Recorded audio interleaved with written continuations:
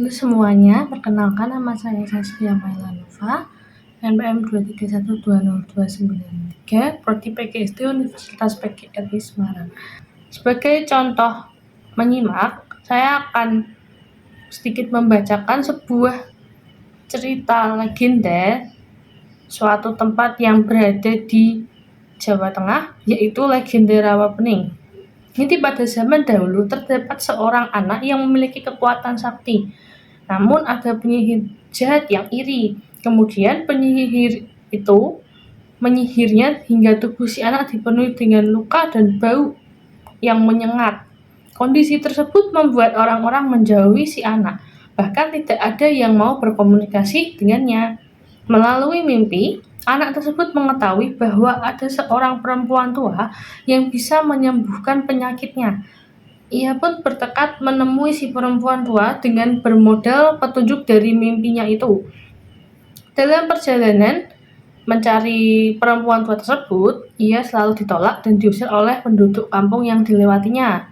Karena anak tersebut banyak luka dan menimbulkan bau yang tidak sedap.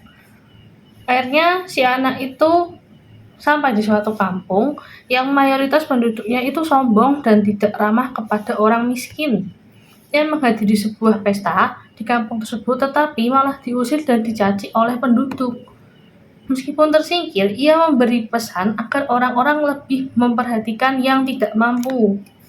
Karena merasa diremehkan, anak itu mencoba membuktikan kesaktiannya.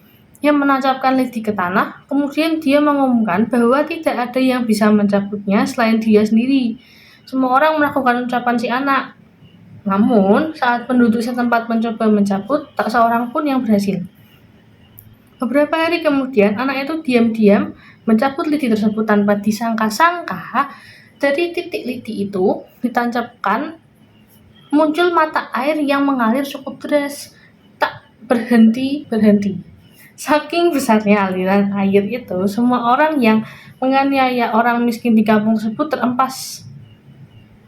Dari banyaknya orang di kampung itu, hanya si anak yang selamat dari bencana air bah.